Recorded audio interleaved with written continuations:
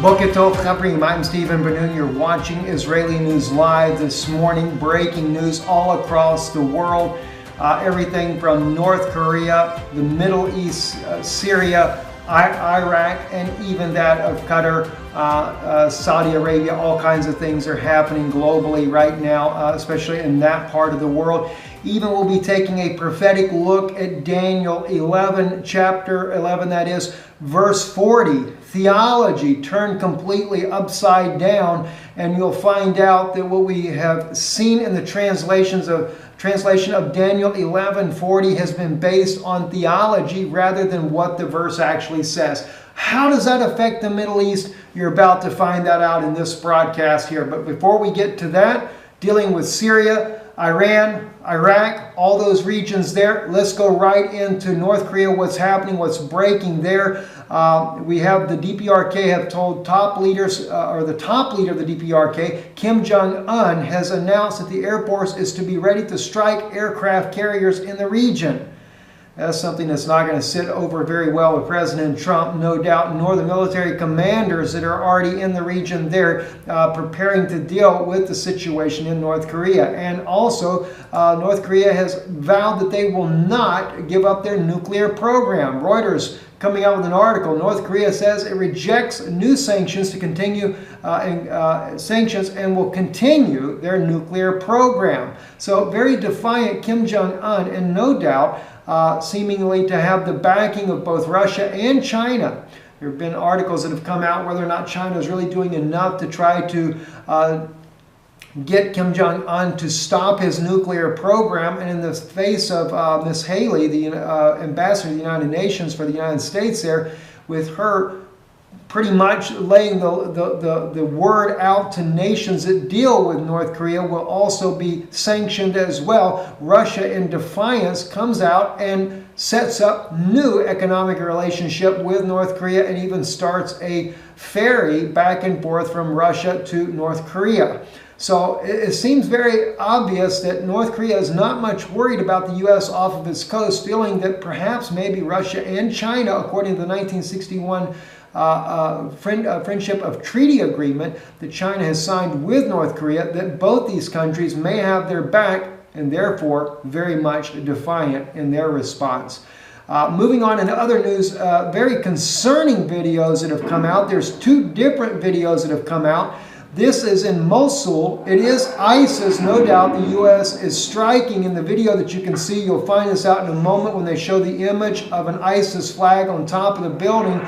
But the major concern is the fact that this is in a residential area. Now, we know ISIS is held up in all types of residential areas, but the problem is they're normally embedded with civilians. And as you can see clearly on the screen here, they're using phosphorus weapons, a weapon that is banned other than the fact that the U.S. will use them for smoke screens. That is something that the U.S. military still continues to do.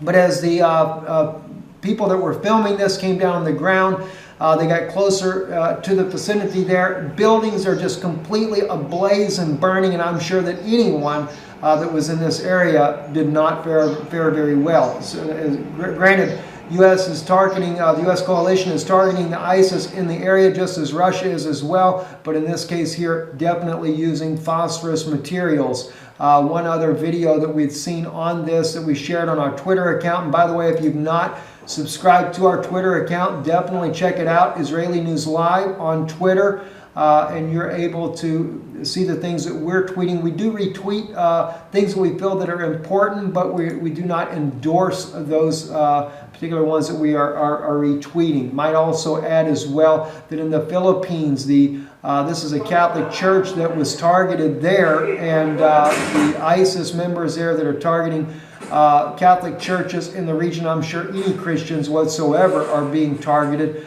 They also, of course, vandalizing. They end up burning the church as well. Christians just not safe. Tearing up a picture of former Pope Benedict as well as that of Pope Francis. So a very unsafe situation for those that are Christians in this region of the world, in the Philippines right now. And no doubt President Duterte will be dealing with that situation too. And again, let's jump now over to RT. Key Arab League states cut ties with Qatar over supporting terrorism. Is in the latest things that are coming out. Saudi Arabia cut ties, Egypt cut ties, and then followed yet just a few moments ago by Libya and Yemen. All of these nations cutting ties with, and even Pakistan cutting ties with Qatar over the allegations of supporting of terrorists. I find this rather kind of interesting in the fact that this article here on Global Research, we reported this on Israeli News Live back when this happened, when Russia targeted a secret operations room inside of Syria, destroying 30 intelligence officers that were there. It was Israeli, American, British, Turkish, Saudi, and Qatari intelligence officers were killed in that. This was September 22nd, 2016. That Global Research reported on this. We covered this as well on Israeli News Live. And finding this very fascinating that these groups, especially Turkey and Saudi Arabia, they have always been working with Qatar on backing terrorist organizations. Those that are fighting specifically against the Syrian government, President Bashar al-Assad trying to overthrow this nation here. But I guess what seems to be the problem is they're siding with Iran in this particular case right now. So therefore, they are being cut by all the different governments. Of course, Yemen stating that they've cut ties is kind of odd because we know there is a civil war inside of Yemen right now, and I'm sure the fighters that are pro-Iranian are not for the cutting of the ties, but the official government is for the cutting of ties. So it's kind of like calling the pot, calling the kettle black, if you ask me. Very interesting situation. Now, moving on in other news as well, something, or not news, but the prophetic side of our broadcast, and this is something that I brought out on Danun Institute, much deeper, I might add. If you go to our YouTube channel called Danun Institute, you definitely want to check that out. We'll have a link for that inside this video here. But I wanted to share with you completely turning the theological translation or the theological interpretation of Daniel's prophecy completely on its head. And that's Daniel 11, chapter 40. That has everything to do with the Middle East. And this is why I'm wanting to bring this out. And it has been completely misinterpreted over the years. And it's all because it was translated into the English language based on a theological belief. And that is that the king of the south and the king of the north are at each other's throats, so to speak. And so it really troubled me. It's troubled me for a while, this particular verse here. And the reason being is because when you get down, and I'll just read the entire verse and then I'll break it down for you why it bothers me. It says, and at the time of the end, this is the English version on the Mamre translation. KJV is a little bit different, but very similar. At the time of the end shall the king of the south push at him, and the king of the north shall come against him like a whirlwind with chariots and with horsemen and with many ships, and shall enter into the countries and shall overflow as he passes through. Now, what doesn't seem to make sense here is if the king of the south and the king of the north are pushing at one another or are pushing against him as an enemy, why then, if the king of the south is Israel, or even if it was Saudi Arabia or any other singular country, why do we have the word countries in the plural, even in the English language here, if it's two powers struggling against one another? Now, some might argue, well, that's the king of the north and king of the south is Judea and Samaria of the biblical times. But even then, it still should be the word country. Countries should be singular, country. But I would agree there is some truth to that. You'd have to check out the Danun Institute to really understand the fullness of that, because we find out in Isaiah chapter 9 that Ephraim and Manasseh are fighting against one another, and they both are over Judah. Again, it uses the word al in there to show that it is against, but it's actually over with authority. And we find out that in the case of Ephraim and Manasseh in Isaiah 9, which is in reality the king of the north, that is Roman Catholicism, the Catholic Church the head of the Catholic Church, and the British Empire, and the United States, of course, being by extension under the British Empire. Now, all of Europe is under the Roman Catholicism. It is a European Union, pretty much founded by Rome, or the support of Rome to begin with. And this is where you have your Ephraim and Manasseh, as we would see in the as Jacob, when he blessed Ephraim and Manasseh in ancient times, he crosses his arms, forming the cross, and also prophesied that they would be like a fish on land. And of course, it is symbolic for Christianity to have the fish symbol. The Vatican itself using the fish hat as part of their ritual, and Christianity always believing that Yeshua, as his first apostles were fishermen, and he said for them to be fishers of men and not the fish of the sea itself. So that's where we see the symbology right there. But here's where it gets interesting in Daniel 11, chapter 11, verse 40, and this is what kind of brings in the problems. We see that it says here, the word countries, down here at the bottom, and it's right here, Ba'atzot, and they come into the countries, all right, and shall overflow them. But we have it as if the king of the north is against the king of the south, or the king of the south is pushing at him, is pushing at the king of the north. And that's where we find this in English right here. Well, here's your king of the south right here, Melech HaNegiv. Of course, the Negev, the desert, Negev, southern Israel. That's why some believe it's Judea and Samaria. Southern and northern Israel is what it represents. So we know that the king of the south is an Israeli leader. All right? But when it says that he shall push at him, the king of the south pushes at him, and it's kind of reversed order. The ad him in Hebrew is at the top and the other way around. But we find right here, Itanagach imo. It doesn't say that he will push at him. It says he will push with him. And that's what changes the entire meaning. So the king of the south is pushing with him, because imo, you can't say imo means at him. Doesn't make sense. It means with him. But if he pushes with him, and he's not against him, but over him, he comes like a storm. So, but now al could be translated as against him, but in general Hebrew it would be upon or over him. And so I find it interesting, if we begin to read it the way the Hebrew actually states, we would have, at the time of the end shall the king of the south push with him, and the king of the north shall come over him like a storm. Literally the word in Hebrew is like a storm or a whirlwind, with chariots and with horsemen and with many ships, and shall enter into the countries, plural, and shall overflow as he passes through. All right? Now, here's what's interesting.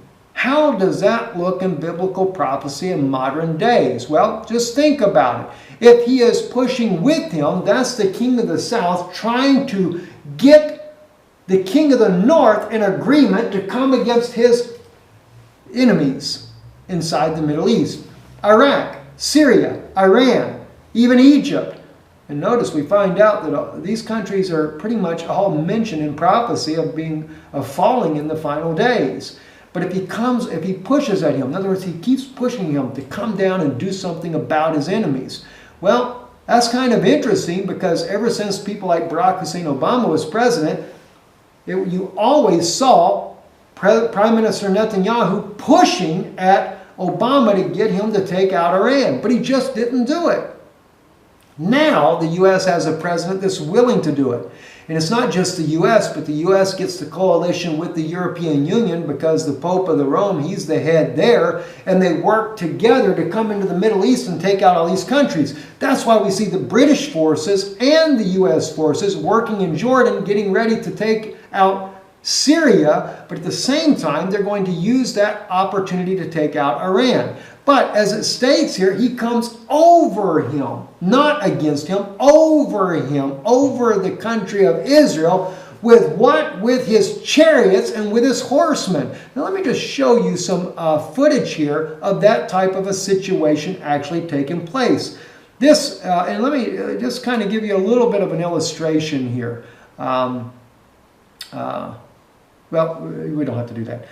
We already know when the U.S. sends in, they send in like a dozen of these C-130 planes here, but here is a clip here of the U.S. sending over in a test run there, actually dropping Humvees out the back of the C-130 there. And it's just one after another, after another, after another. So what is he dropping if you were to look at this in the times of biblical times? Well, he's dropping chariots. So he comes over him like a storm with chariots and with horsemen. Those that are going to use these chariots in battle there in the Middle East. This was only a test run that the United States was doing there. And of course, we know there's one situation where there was a major failure of this happening. But for the most case, the U.S. military is very good about what they're doing. But then we also have the fact that the U.S. is going into... let me just drop that one there. And it talks about the ships as well. And this is exactly what we have in this video here. The many ships that came in as well. These are all the armored vehicles, etc., that are coming in a huge amphibious landing that was being done. This was just happened to be a military drill where this is all going on. But as you can see, they're offloading all of these tracked vehicles, armored personnel that they send to the shore in these huge ships. And how many of those will end up coming when a war is ready to be launched that they're going to take down Iran? So if we begin to look at this from a map situation, you know, we see Iran is right here. You have the Gulf of Oman, the Persian Gulf. But in the case of Israel, where's going to be the first battle? Well, it says they're going to come over him. So obviously they'll be going over Israel as they work to take down Damascus, and inadvertently they will also come in to take down Iran as well. And it's just fascinating to see that prophecy can have a totally different meaning altogether. And that's what I'm seeing myself, friends, that we have translated these verses for years, assuming that it is a battle between the king of the north and the king of the south, when actually it seems that they're working together. I'm Stephen Ben-Nun. You're watching Israeli News Live. If this type broadcast is a blessing to you, let me just please ask you to consider supporting the work that we do here. You can do so by visiting our website, IsraeliNewsLive.org. This name of the website appears here at the end of the broadcast, right on your screen there. Also, a link will be inside of the description. And as always, right above the subscribe button on Israeli News Live, be sure you check to make sure you're on Israeli News Live. There are several people that post our news broadcasts on their channels. So you have to look to make sure you're on the YouTube channel called Israeli News Live. And if you are, right above the subscribe button, there is a donate button there. You can donate there, or our address as well appears on the screen in front of you. I'm Stephen Ben-Nun. You're watching Israeli News Live. Shalom, and have a good day.